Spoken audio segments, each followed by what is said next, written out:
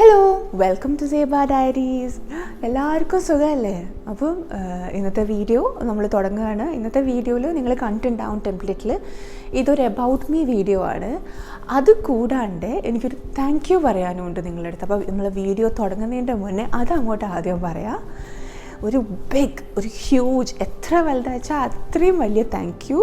നമ്മൾ 1000 subscribers cross ചെയ്തിട്ടുണ്ട്. അപ്പോൾ എൻ്റെ കൂടെ ഈ ജേർണിയിലുണ്ടായിരുന്ന എല്ലാവർക്കും എന്ന് പറഞ്ഞാൽ എൻ്റെ ഫാമിലി തൊട്ടിട്ട് നിങ്ങൾ ഓരോരുത്തരോട്ടും പേഴ്സണലി ഞാൻ താങ്ക് യു പറയുകയാണ്. ഞാൻ ഭയങ്കര സന്തോഷമുണ്ട് എനിക്ക് കേട്ടോ, അതുകൊണ്ടാണ് ഇത്ര എക്സൈറ്റ്മെൻറ്റ്. അപ്പോൾ ഞാൻ അത് പറയുകയാണ്. ഇപ്പോൾ നമുക്കിനി വീഡിയോ സ്റ്റാർട്ട് ചെയ്യാം. അപ്പം ഇന്നത്തെ വീഡിയോ എബൌട്ട് മീ വീഡിയോ ആണ്. എല്ലാവരും ഒരുപാട് പേരുടെ അടുത്ത് ചോദിച്ചു, വീട് എവിടെയാണ്, നാട് എവിടെയാണ്, നിങ്ങൾ ഇപ്പോൾ എവിടെയാണ് ഉള്ളത്, നിങ്ങളുടെ എൻ്റെ ഫാമിലി ഡീറ്റെയിൽസ്, അങ്ങനെ ഒരുപാട് എനിക്ക് കുറേ പേഴ്സണൽ മെസ്സേജസും വരുന്നുണ്ട് കേട്ടോ. അപ്പം അതുകൊണ്ട് ഞാൻ വിചാരിച്ചു എന്നാൽ പിന്നെ അതങ്ങോട്ട് ചെയ്യാമെന്ന് വിചാരിച്ചൊരു ചെറിയ വീഡിയോ. അതിനെക്കുറിച്ച് കുറേ ഒന്നും പറയാനില്ല, ഞാൻ എൻ്റെ ഫാമിലി അങ്ങനെ കുറച്ച് കാര്യങ്ങൾ. അപ്പോൾ നമുക്ക് സ്റ്റാർട്ട് ചെയ്യാം എബൌട്ട് മീ വീഡിയോ. എന്നെക്കുറിച്ച് പറഞ്ഞു തുടങ്ങുമ്പം എൻ്റെ പേര് പറയണം അല്ലേ ആദ്യം. അപ്പോൾ എൻ്റെ പേര് സേബ, എല്ലാവർക്കും അറിയാം. സേബ ഡയറീസിലെ സേബ സക്രിയ എന്നാണ് പേര്. പപ്പൻ്റെ പേരാണ് സക്രിയ സാദിഖ്. അപ്പം പപ്പക്ക് ബിസിനസ്സാണ്. പപ്പൻ്റെ വീട് വണ്ടൂരാണ്, മലപ്പുറം ഡിസ്ട്രിക്റ്റിലെ വണ്ടൂർ എന്ന് പറഞ്ഞ സ്ഥലത്താണ് പപ്പൻ്റെ വീട്. പിന്നെ വരുന്നത് ഉമ്മൻ്റെ പേര് നൂർജഹാൻ. ഉമ്മാൻ്റെ വീട് എടവണ്ണയാണ്. ഉമ്മ ഹൗസ് വൈഫാണ്. പിന്നെ ചാച്ച എന്ന് പറഞ്ഞാൽ എൻ്റെ ഇക്കാക്കയാണ്. ഇക്കാക്ക വലിയ ബ്രദറാണ്. അപ്പം ചെറുപ്പത്തിൽ എനിക്ക് കാന്ന് പറയാൻ അറിയാത്തതുകൊണ്ടാണ് ഈ ചാച്ച എന്നുള്ള പേര് വന്നത്. കാക്ക എന്ന് വിളിക്കുന്നതിന് പകരം ചാച്ച എന്നായിപ്പോയി. പക്ഷെ ഇപ്പോൾ അതൊരു വലിയ പേരായിട്ട് മാറിയിട്ടുണ്ട്. എൻ്റെ മക്കൾ, ഈവൻ ചാച്ചൻ്റെ മക്കൾ വരെ ചാച്ചനെ ചാച്ച എന്നാണ് വിളിക്കുന്നത്. അങ്ങനെ കുടുംബത്തിൽ കുറേ പേരുണ്ട് ചാച്ചനെ ചാച്ച എന്ന് വിളിക്കുന്ന ആൾക്കാർ. പിന്നെ ചാച്ചൻ്റെ ഫാമിലി എന്ന് പറഞ്ഞാൽ വൈഫുണ്ട്, 2 കുഞ്ഞു മക്കളുണ്ട്, പെൺകുട്ടികൾ. അപ്പം അതാണ് എൻ്റെ ഒരു കുട്ടി ഫാമിലി. അവർ എന്താ പറയുക, ലൈഫിലെ സ്ട്രോങ് പില്ലേഴ്സ് എന്നൊക്കെ പറയാം. അവർ 3 പേര്.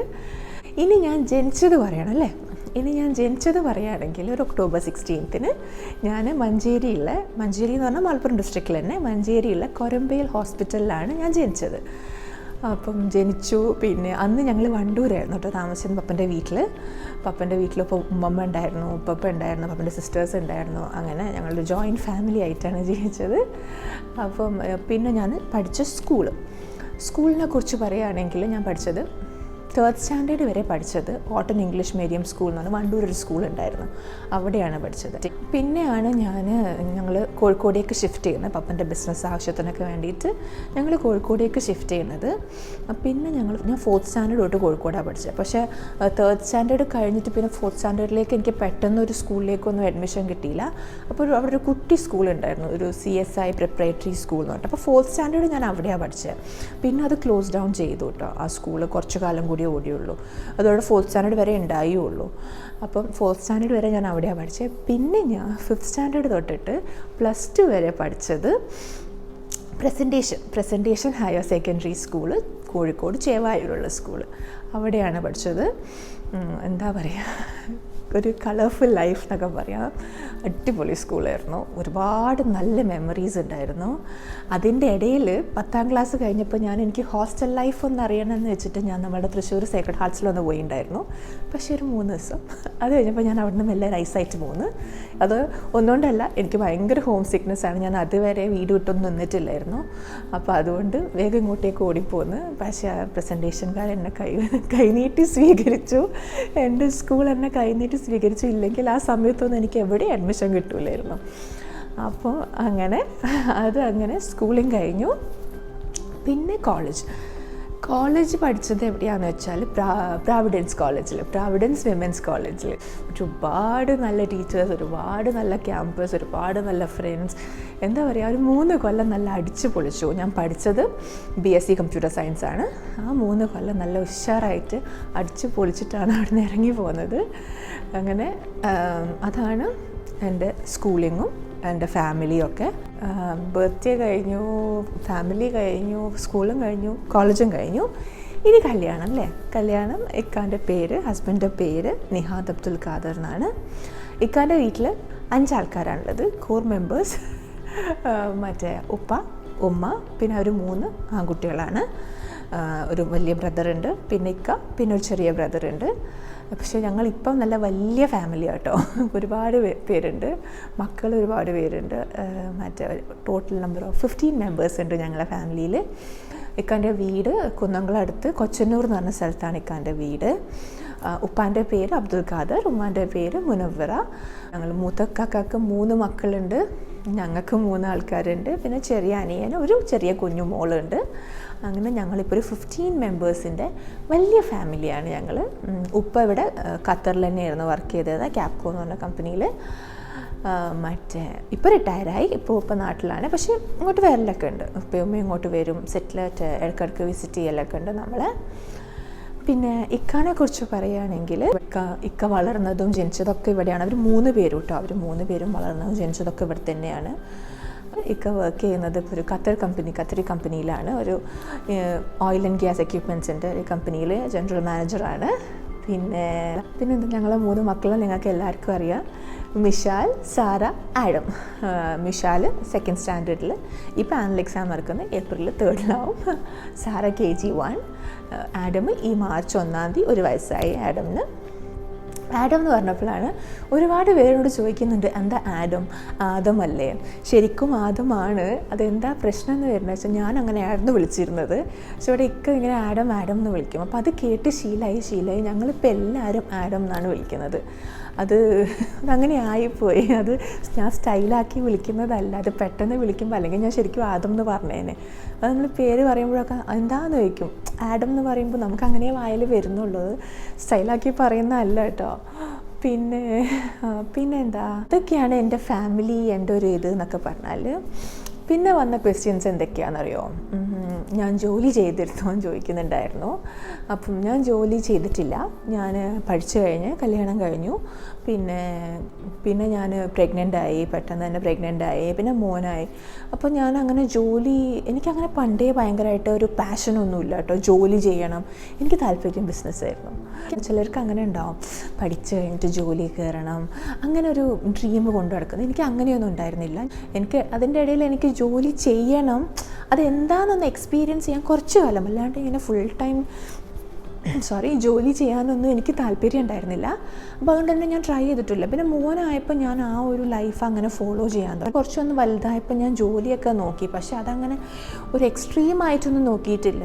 2-3 ദിവസം സീരിയൊക്കെ അയച്ചു നോക്കി, പിന്നെ ഞാൻ നിർത്തി.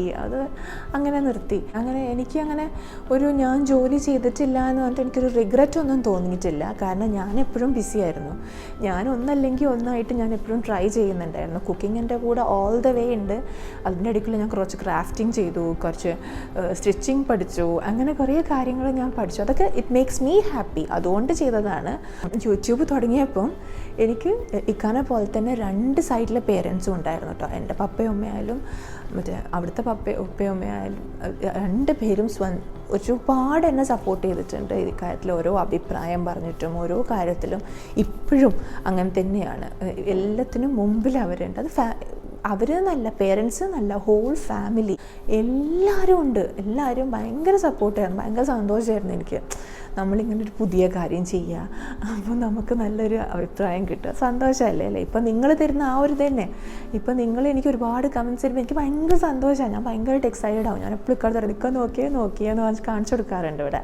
എനിക്ക് ഏറ്റവും കൂടുതൽ കിട്ടുന്ന ഒരു ക്വസ്റ്റ്യൻ ഉണ്ട്. എനിക്ക് ഒരുപാട് പേര് എന്നോട് പേഴ്സണലി ചോദിച്ചിട്ടുണ്ട്, മെസ്സഞ്ചറിൽ മെസ്സേജ് അയച്ചിട്ട് ചോദിച്ചിട്ടുണ്ട്, എങ്ങനെയാണ് ഇത് മാനേജ് ചെയ്യുന്നത്, എല്ലാം കൂടി മാനേജ് ചെയ്യുന്നത്? ഇപ്പം വീടുണ്ട്, മക്കളുണ്ട്, ആഡം ചെറുതാണ്, അപ്പോൾ എല്ലാം കൂടി എങ്ങനെയാണ് മാനേജ് ചെയ്യുന്നതെന്ന് എന്നോട് ചോദിച്ചിട്ടുണ്ട്.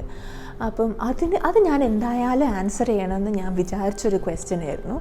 കാരണം അതെന്നോട് ചോദിക്കുമ്പം എനിക്കങ്ങനെ വലിയ ഐഡിയ ഒന്നുമില്ല അതിന് ആൻസർ എന്താ. ഞാൻ എന്നോട് നേരിട്ട് ചോദിക്കുമ്പോൾ ഞാൻ പറയും അതൊക്കെ അങ്ങനെ നടക്കും, അതിപ്പോൾ എന്താണെന്ന് എന്നോട് ചോദിച്ചാൽ ചിലപ്പോൾ എനിക്ക് അറിയില്ല എന്ന് പറയും. പക്ഷെ അതിനെക്കുറിച്ച് ആലോചിച്ചാൽ എന്താണെന്ന് വെച്ചാൽ എനിക്കിത് അത്രയും ഇഷ്ടമാണ് ചെയ്യാൻ. ഈ ഒരു വ്ളോഗിങ് ചെയ്യാൻ എനിക്ക് അത്രയും ഇഷ്ടമുള്ളത് കൊണ്ടാണ് ഞാനിത് എത്ര തിരക്കുണ്ടെങ്കിലും ഞാൻ നിങ്ങളുടെ മുമ്പിലേക്ക് വരുന്നത്. ഇപ്പോൾ എനിക്ക് നിങ്ങളോട് ഇങ്ങനെ വേറെ ഡിസ്റ്റർബൻസ് ഇല്ലാതെ സംസാരിക്കണമെങ്കിൽ എനിക്ക് മക്കൾ ഉറങ്ങിയിട്ടേ പറ്റുള്ളൂ. അപ്പം ഞാൻ അവർ ഉറങ്ങണ വരെ കാത്തിക്കും, എന്നിട്ടാണ് ഞാൻ നിങ്ങളുടെ അടുത്ത് വന്ന് സംസാരിക്കുന്നത്. അപ്പം അതൊരു എന്താ പറയുക, ആ ഒരു ഇഷ്ടം കൊണ്ട് ചെയ്യുകയാണ്. അത് ഹൗസ് വൈഫ്സിന് ഒരുപാട് കാര്യങ്ങൾ ചെയ്യാനുണ്ട്. ഒന്നല്ലെങ്കിൽ ഒരു പണി നമുക്കുണ്ട്. പ്രത്യേകിച്ച് ചെറിയ മക്കളുള്ള വീട്ടിൽ അടിച്ചുവാരൽ തന്നെ ഒരു പണിയായിരിക്കും. എന്നെ പോലെ വർക്കിംഗ് വുമൻസ് പണിയില്ല എന്നല്ല പറഞ്ഞാൽ അവരെ നമ്മൾ അത്രക്കും റെസ്പെക്റ്റ് ചെയ്യണം. കാരണം രണ്ട് അറ്റവും കൂടി അവർ കൂട്ടിമുട്ടിക്കുകയാണ് അല്ലേ. ഇപ്പം ചിലർ നമ്മൾ ഡ്രീമാണ് വർക്ക് ചെയ്യണം എന്നൊക്കെ പറയുന്ന പോലെ തന്നെ എനിക്കിപ്പോൾ ഇത് എൻ്റെ ഒരു പാഷനാണ്, എൻ്റെ ഡ്രീമാണ്. കുക്കിംഗ് എൻ്റെ ഒരു പാഷനാണ്. അപ്പോൾ അത് ഞാൻ ഫോളോ ചെയ്യുകയാണ് ഈ ഒരു മീഡിയയിലൂടെ. അപ്പോൾ അതുകൊണ്ട് തന്നെ ഞാൻ എൻ്റെ ബാക്കി എല്ലാ തിരക്കുകളും അങ്ങോട്ടും ഇങ്ങോട്ടും കുറച്ചൊന്ന് അങ്ങോട്ടും ഇങ്ങോട്ടും നീക്കി വെച്ചിട്ട് എല്ലാം കൂടി സമപ്പ് ചെയ്ത് കൊണ്ടുപോകാനാണ് ഞാനിപ്പോൾ ശ്രമിക്കുന്നത്. കുട്ടികൾ കുറച്ച് വലുതാവട്ടെ എന്നിട്ട് ചെയ്യാം, അല്ലെങ്കിൽ എൻ്റെ ഈ പണിയൊന്ന് കഴിയട്ടെ എന്നിട്ട് ചെയ്യാം എന്ന് വെച്ച് നിന്നാൽ നമ്മളുടെ ജീവിതത്തിൽ നമ്മളൊന്നും ചെയ്യലുണ്ടാവില്ല. ഇപ്പം നമ്മൾ ഹൗസ് വൈഫ്സിന് വരുന്ന ഏറ്റവും വലിയ തെറ്റെന്താണെന്ന് വെച്ചാൽ, എനിക്ക് തോന്നിയതാട്ടോ, ഞാൻ ചെയ്തിരുന്ന കാര്യമാണ് ഞാൻ പറയണത്. ഞാൻ വേറെ ആളുടെയും പേഴ്സണൽ ലൈഫൊന്നും ഞാൻ എടുക്കുന്നില്ല, ഞാൻ എൻ്റെ ലൈഫ് മാത്രമേ എടുക്കുന്നുള്ളൂ. അപ്പോൾ നമ്മൾ ചെയ്തിരുന്ന ഏറ്റവും വലിയ തെറ്റെന്താണെന്ന് വെച്ചാൽ, നമ്മൾ പ്രയോറിറ്റൈസ് ചെയ്യുകയാണ് നമ്മളുടെ ഈ ജോലികളാണ് നമുക്ക് ഫസ്റ്റ് ചെയ്ത് തീർക്കേണ്ടത്, പിന്നെ ഈ ജോലികൾ. അതിൻ്റെ ഇടയിൽ നമ്മൾ നമ്മളുടെ ഇഷ്ടങ്ങൾ മറക്കുന്നത്. നമ്മളെ ഇഷ്ടങ്ങൾ മറക്കുന്ന ഇൻ ദ സെൻസ് നമ്മളുടെ ഹോബികൾ, നമ്മളുടെ പാഷൻ മറക്കുന്നത്. അപ്പം അത് ചെയ്യാൻ പാടില്ല എന്നാണ് എൻ്റെ ഒരു അഭിപ്രായം. അതെന്തുകൊണ്ടാണ്? അത് ചിലർ വിചാരിക്കും അത് സെൽഫിഷ്നെസ് അല്ലേ, കുടുംബമല്ലേ പ്രയോറിറ്റി. കുടുംബം തന്നെയാണ് പ്രയോറിറ്റി. അതുകൊണ്ട് തന്നെയാണ് ഞാൻ പറയണതും. കാരണം ഇതൊരു ലൈഫെന്ന് എടുത്ത് ഞാൻ നോക്കുമ്പം എൻ്റെ ഒരു പാഷൻ ഞാൻ ഫോളോ ചെയ്യുന്നു, അല്ലെങ്കിൽ എനിക്കിപ്പോൾ ഈ ഒരു യൂട്യൂബ് എനിക്ക് ഭയങ്കര ഇൻട്രസ്റ്റോടെ ഞാൻ ചെയ്യുന്നു എന്ന് പറയണത്, ഇത് ഞാൻ ചെയ്യുമ്പം എനിക്കൊരു ഫീലിംഗ് ഉണ്ട്, ഞാൻ എന്തൊക്കെയോ ചെയ്യുന്നുണ്ട് എൻ്റെ ലൈഫിൽ, എനിക്ക് വേണ്ടി ഞാൻ എന്തൊക്കെയോ ചെയ്യുന്നുണ്ട്. നമ്മളൊരു ഹൗസ് വൈഫ് അല്ലെങ്കിൽ ഒരു ഉമ്മ അല്ലെങ്കിൽ ഒരു ഭാര്യ എടുക്കുകയാണെങ്കിൽ നമ്മളാണ് നമ്മളുടെ ഫാമിലി മുമ്പോട്ട് കൊണ്ടുപോകുന്നത്.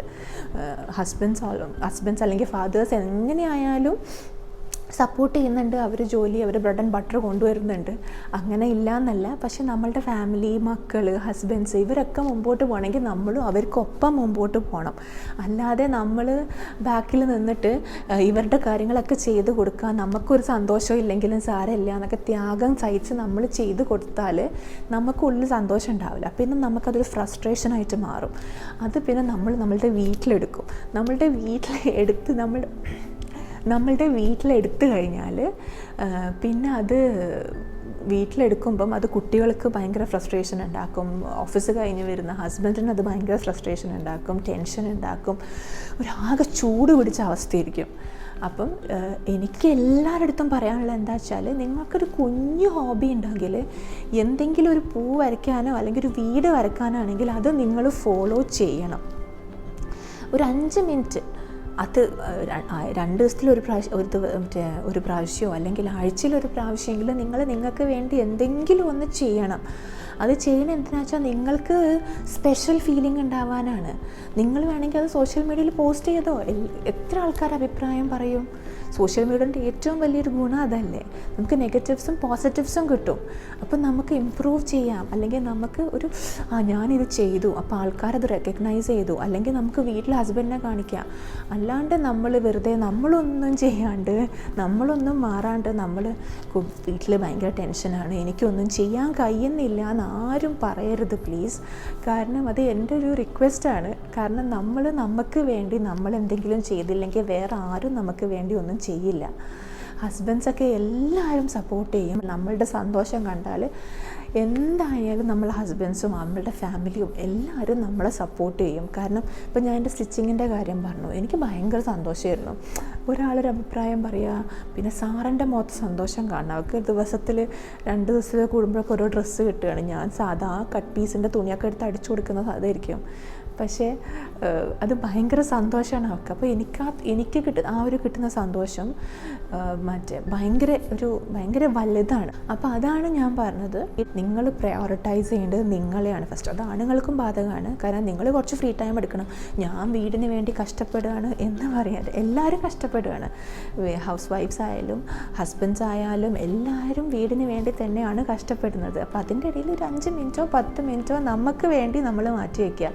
ഇപ്പോൾ ഇപ്പം കുറച്ച് കാലം മുമ്പ് വരെ എന്നോട് എൻ്റെ ഹോബി എന്താണെന്ന് ചോദിച്ചാൽ എനിക്കറിയില്ലായിരുന്നു എൻ്റെ ഹോബി എന്താണെന്ന്. പെട്ടെന്ന് ചോദിച്ചാൽ ഞാൻ ബബ്ബ അടിച്ചു പോകും. കാരണം എനിക്ക് ഓർമ്മയില്ല, ഞാൻ മറന്നുപോയി. കാരണം ബാക്കിയുള്ള കാര്യങ്ങളിൽ തലയിൽ രാവിലെ എന്തുണ്ടാക്കും, ഉച്ചക്ക് എന്തുണ്ടാക്കും എന്നുള്ള കാൽക്കുലേഷനിൽ ഞാൻ എൻ്റെ ഹോബി മറന്നുപോയി. അത് പിന്നെ ഞാൻ പുൾ ഔട്ട് ചെയ്തെടുത്തതാണ്. ഞാൻ പണ്ട് ചെറുപ്പത്തിൽ നന്നായിട്ട് വരയ്ക്കുമായിരുന്നു, ഒരുപാട് സാധനങ്ങൾ ഉണ്ടാക്കുമായിരുന്നു, പെയിൻറ്റിങ്ങും മറ്റേ ക്രാഫ്റ്റിങ്ങും ഒക്കെ ചെയ്യുമായിരുന്നു. അതൊക്കെ ഭയങ്കര ഇഷ്ടമുള്ള ഒരാളായിരുന്നു ഞാൻ. പിന്നെ അത് കല്യാണം കഴിഞ്ഞപ്പം മക്കളൊക്കെ ആയപ്പം അത് ഞാൻ കാരണം സംഭവിച്ചതല്ലാതെ എൻ്റെ ഹസ്ബൻഡ് കാരണമോ അല്ലെങ്കിൽ ഫാമിലി കാരണമോ സംഭവിച്ചതല്ല.